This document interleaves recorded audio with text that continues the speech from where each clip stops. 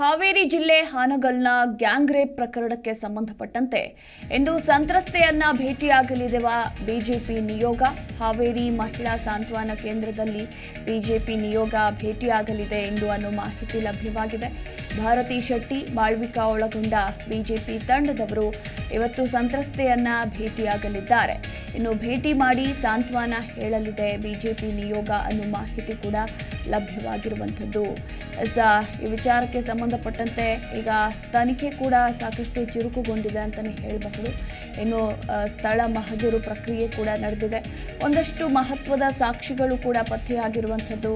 ಹಾಗೆ ಸಂತ್ರಸ್ತೆಯ ಮಹಿಳೆ ಹೊಸ ವಿಚಾರಗಳನ್ನು ಕೂಡ ಹಂಚಿಕೊಂಡಿದ್ದಾರೆ.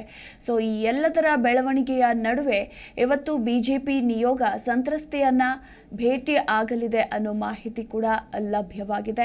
ಭೇಟಿಯಾಗಿ ಮಹಿಳೆಗೆ ಸಾಂತ್ವನ ಕೂಡ ಹೇಳಲಿದ್ದಾರೆ.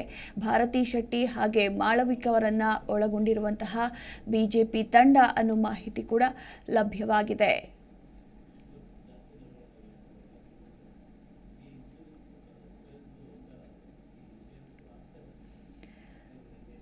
ಏನು ಹಾನಗಲ್ನಲ್ಲಿ ನಡೆದಿರುವಂತಹ ಗ್ಯಾಂಗ್ ರೇಪ್ ಪ್ರಕರಣಕ್ಕೆ ಸದ್ಯಕ್ಕೆ ಟ್ವಿಸ್ಟ್ ಮೇಲೆ ಟ್ವಿಸ್ಟ್ ಸಿಗ್ತಾ ಇದೆ ಅಂತಲೇ ಹೇಳಬಹುದು.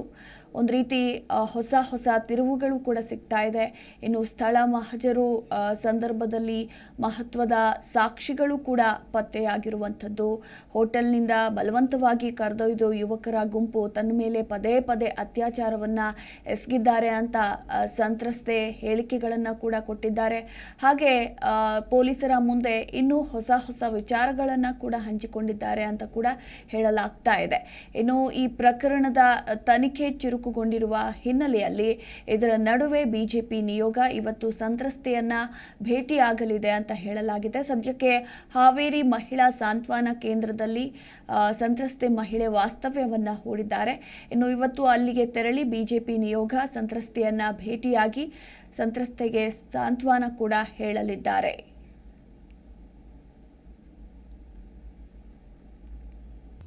ಪ್ರತಿಕ್ಷಣದ ಸುದ್ದಿಗಾಗಿ Zee Kannada news app download ಮಾಡಿ. Live TV, latest updates, entertainment, lifestyle, technology ಸುದ್ದಿ ನಿಮ್ಮ ಅಂಗೈಯಲ್ಲಿ.